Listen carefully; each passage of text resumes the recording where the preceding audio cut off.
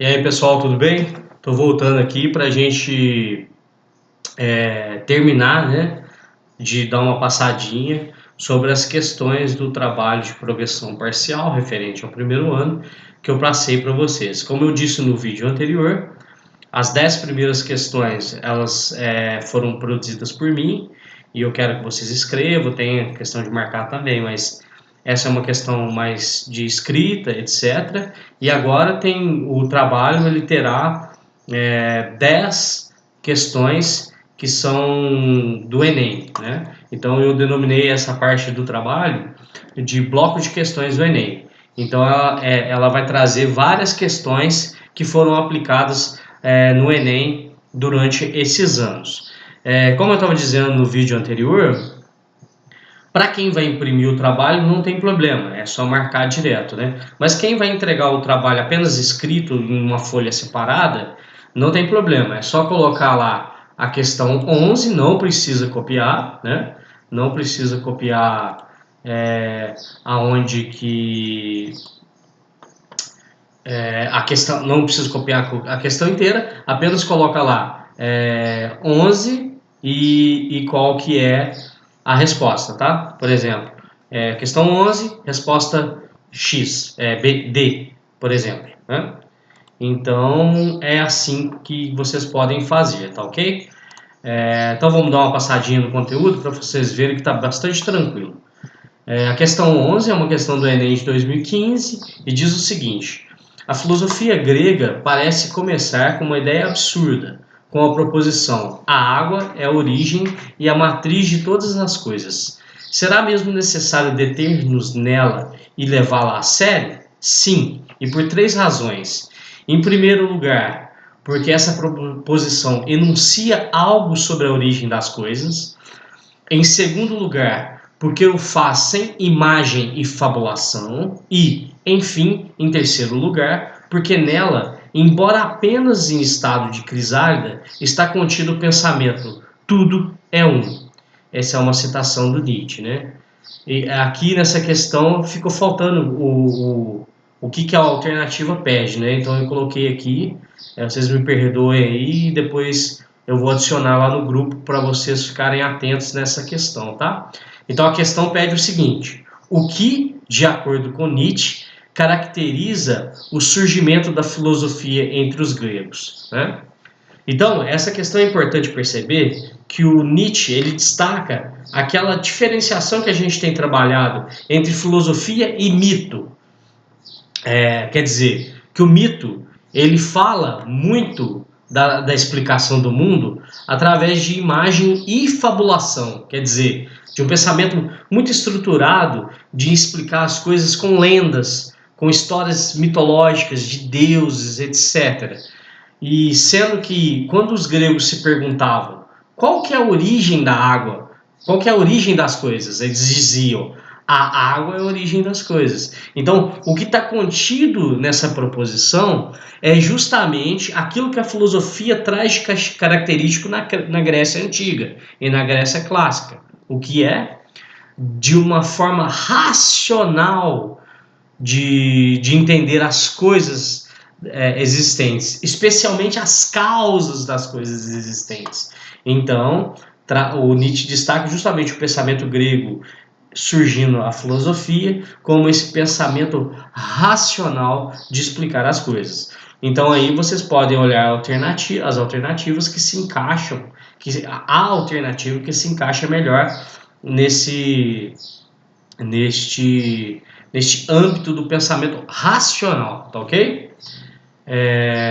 A questão 12, ela é do Enem de 2013 e diz o seguinte: para que não haja abuso, é preciso organizar as coisas de maneira que o poder seja contido pelo poder. Tudo estaria perdido se o mesmo homem ou o mesmo corpo dos principais, ou dos nobres, ou do povo, exercesse esses 3 poderes: os de fazer leis, o de executar as resoluções públicas e o de julgar os crimes ou as divergências dos indivíduos. Assim, criam-se os poderes legislativo, executivo e judiciário, atuando de forma independente para a efetivação da liberdade, sendo que esta não existe se uma mesma pessoa ou grupo exercer os referidos poderes concomitantemente, ou seja, se uma mesma pessoa exercer o poder legislativo, executivo e o judiciário, seria impossível que a sociedade fosse verdadeiramente livre. Então vamos ver o que a questão pede. A divisão e a independência entre os poderes, legislativo, judiciário e executivo, são condições necessárias para que se possa haver liberdade em um Estado, que está errado, é um Estado, né?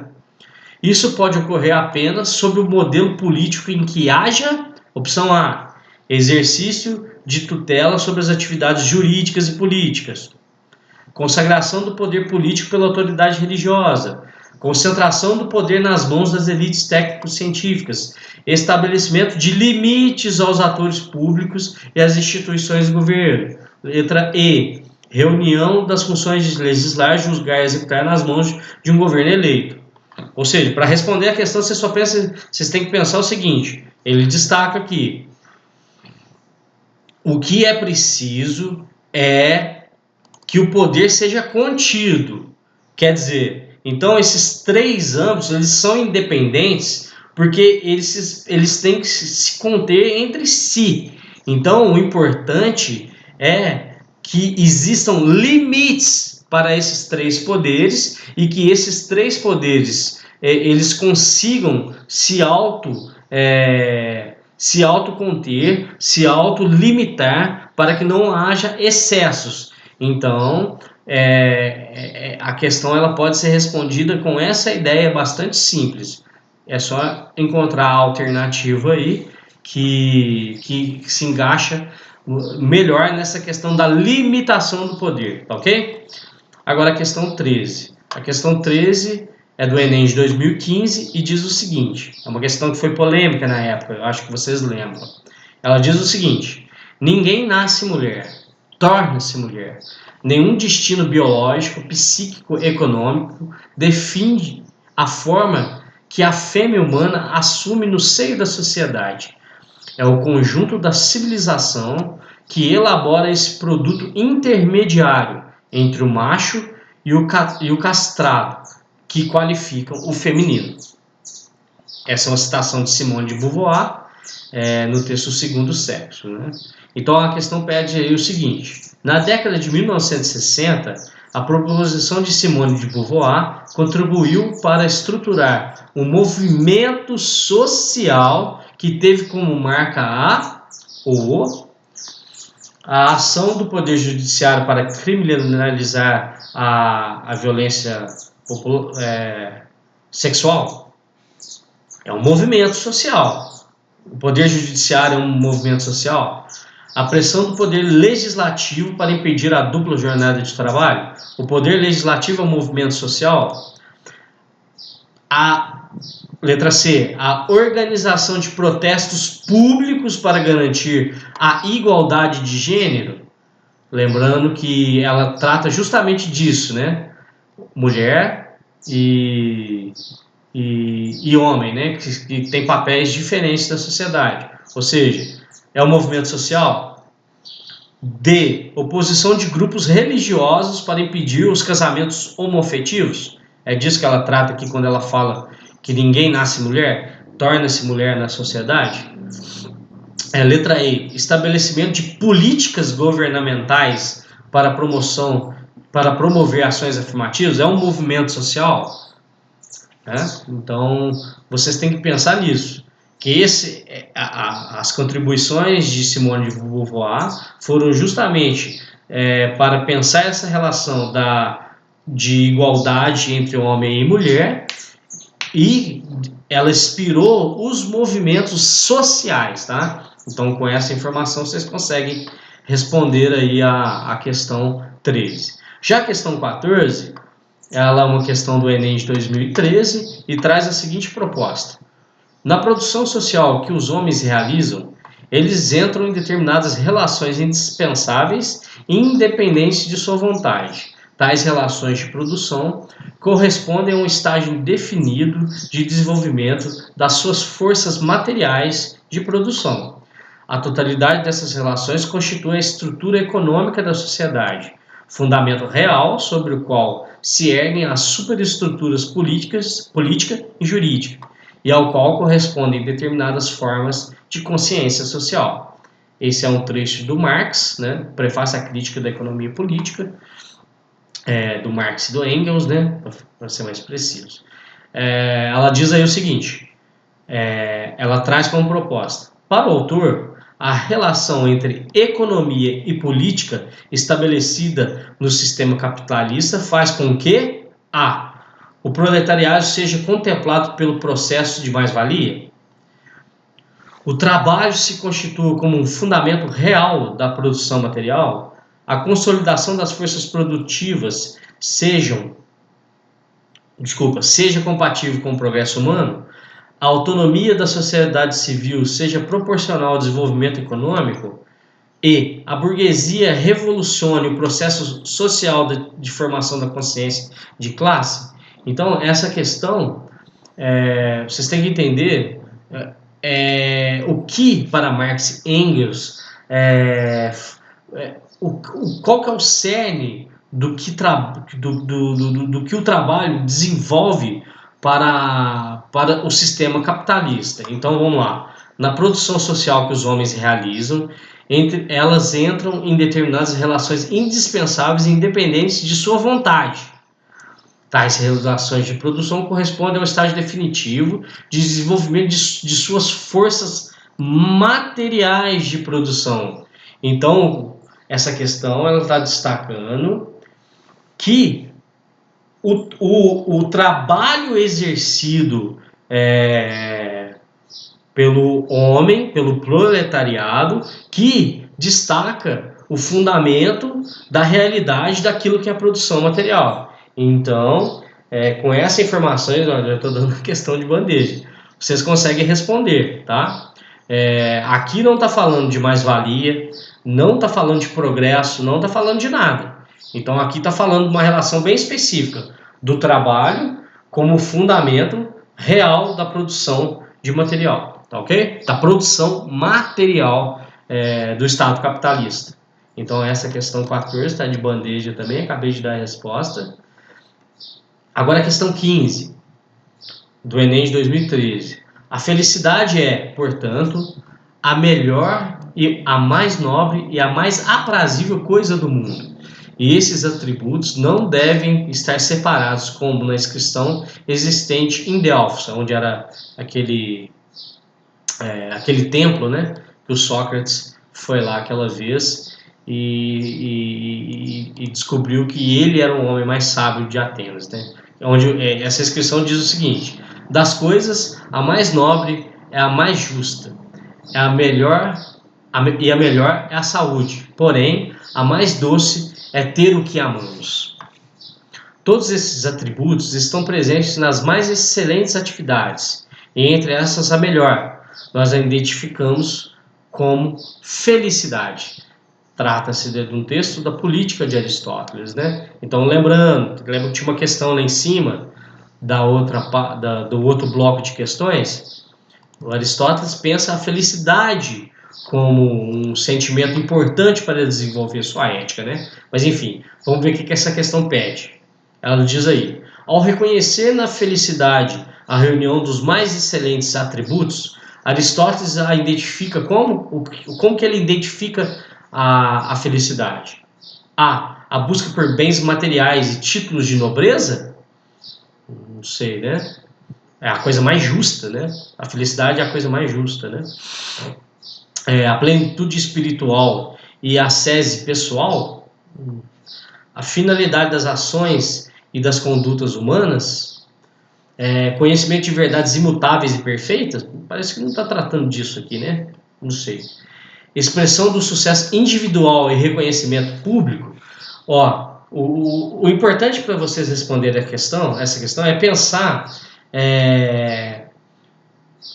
que a felicidade, por Aristóteles, ela é um bem comum entre todos nós. Ela é aquilo pelo qual nós todos, enquanto seres humanos, buscamos. Mas não se trata diretamente de um ganho pessoal a felicidade.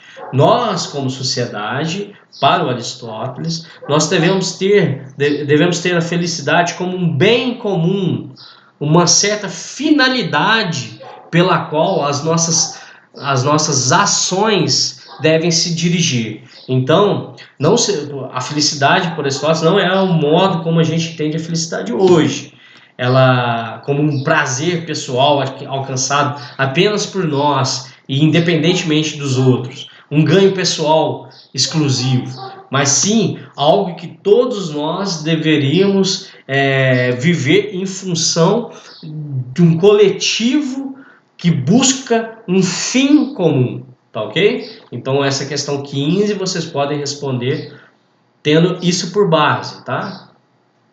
Que a felicidade é muito mais do que um ganho ou um prazer pessoal, tá ok? A questão 16 do Enem de 2012 e traz a seguinte proposta. Para Platão, o que havia de verdadeiro em Parmênides era que o objeto de conhecimento é um objeto de razão e não de sensação, um objeto do entendimento e não da experiência, né? Dos nossos sentidos. E era preciso estabelecer uma relação entre o objeto racional e o objeto sensível, ou material que privilegiasse o primeiro em detrimento do segundo, sempre destacando a importância do racional. Lenta, mas irresistivelmente, a doutrina das ideias formava-se em sua mente, né? Vamos lá.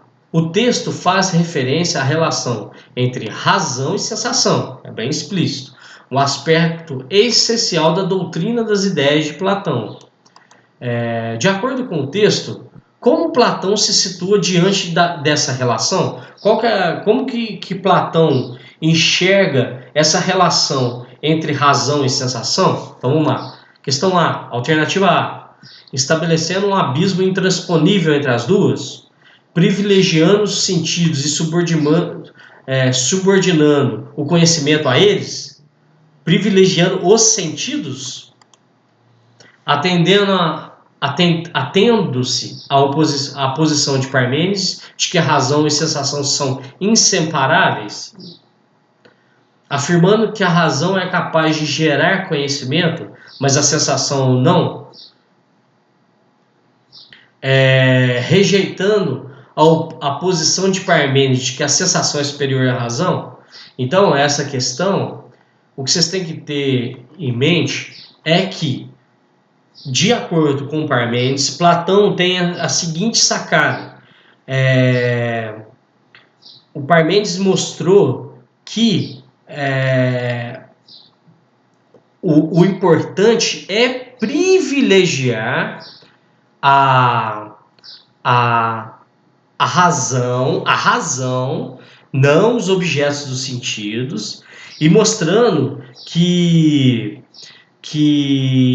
a única capaz de gerar conhecimento verdadeiro é a razão e não a sensação. Então, por isso que ele fala, olha lá, a relação entre um objeto racional e um objeto sensível ou material, que privilegiasse o primeiro, o objeto racional, em detrimento do segundo. Então, toda aquela origem da filosofia racionalista que privilegia o conhecimento racional em detrimento do conhecimento sensível, né? Então essa posição de Parmênides, ela contribui para o Platão mostrar que o conhecimento racional ele tem uma certa primazia em relação à sensação, àquilo que vem através da experiência, tá ok? Então essa é a questão 16. Com essa explicação vocês conseguem responder tranquilo.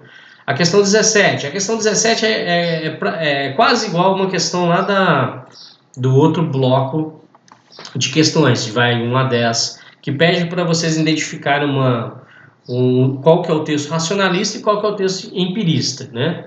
Então, o primeiro texto diz o seguinte, é uma questão do Enem de 2012, ela diz o seguinte: experimentei algumas vezes que os sentidos eram enganosos e é de prudência nunca se fiar inteiramente em quem já nos enganou uma vez. É um texto do Descartes, né? E o texto 2, sempre que alimentamos alguma suspeita de que uma ideia esteja sendo empregada sem nenhum significado, precisaremos apenas indagar de que impressão deriva essa suposta ideia, de que experiência, né? Como que a experiência foi adquirida. E se for impossível atribuir qualquer impressão sensorial, de a gente entender de qual sentido ela veio, isso servirá para confirmar a nossa suspeita de que essa ideia está sendo empregada sem nenhum sentido, né? Esse é um texto de Hume. Então, vamos ver o que aí a questão pede. Opa, desculpa. Sempre que alimentamos...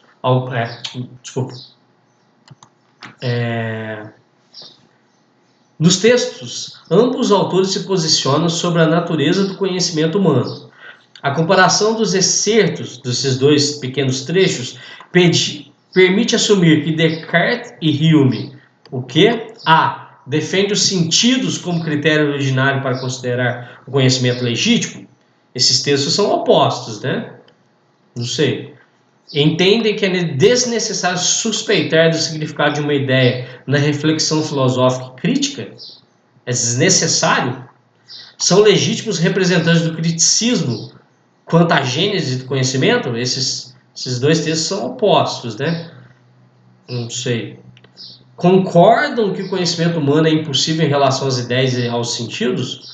Ou eles atribuem diferentes lugares ao papel dos sentidos no processo de obtenção do conhecimento? Essa questão está muito fácil, pessoal. É só ler, entender que são textos opostos, que eles entendem a origem e o papel da nossa sensação e da nossa razão em lugares diferentes do conhecimento, né? No processo de obtenção do conhecimento. Então, essa é a questão 17. Já a questão 18, também semelhante, traz dois trechos, né? Dois textos, que dizem o seguinte: o fragmento B91 de Heráclito: não se pode banhar duas vezes no mesmo rio, nem substância mortal alcançar duas vezes a mesma condição, mas pela intensidade e rapidez da mudança, dispersa e de novo reúne. Texto de Heráclito. E o segundo texto, fragmento B8: são muitos os sinais de que o ser é ingênito e indestrutível, pois é compacto, inabalável e sem fim. Não foi nem será, pois é agora um todo homogêneo, uno, contínuo. Como poderia o que é perecer? Como que alguma coisa poderia desaparecer? Como poderia gerar-se? Essa era a questão.